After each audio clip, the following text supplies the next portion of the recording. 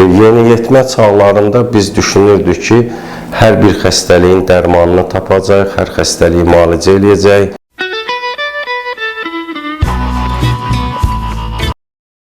Adətən psixiatra deyirlər ki, onun psixologiyası pozulmuş olmasın. Ev ustasından gözləyirlər ki, özünün də yaxşı bir evi olsun. Diyetologdan gözləyirlər ki, özü kök olmasın və formada olsun. Həkim üçün də insanlar belə bir fikir deyir ki, həkim xəstə olmamalıdır. Bu sözlə razısınız? Yox, hər bir həkim əlbəttə ki, birinci növbədə insandır. Onun da xəstələnə biləcəyi normal qəbul olunmalıdır.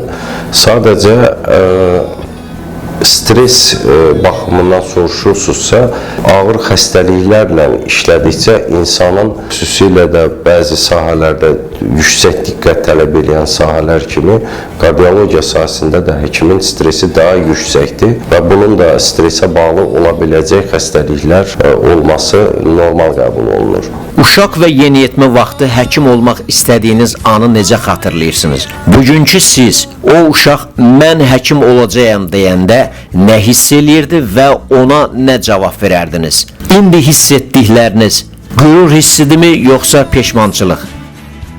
Qarışıq bir hisslərdir. Yeniyetmə çağlarında biz düşünürdük ki, hər bir xəstəliyin dərmanını tapacaq, hər xəstəliyi müalicə eləyəcək. Zaman işlədikcə gördük ki, bilmədiyimiz məqamlar çoxdur və çalışırıq ki, bir şeylər eləməyə. Bəzən bir məqam gəlir ki, hiss edirsən ki, hər xəstəliyin çarəsini sən bilmirsən, tapa bilmirsən, tibb də buna hələlik o səviyyədə inkişaf eləməyib. Bu məqamlarda bir peşmançılıq keçirirsən.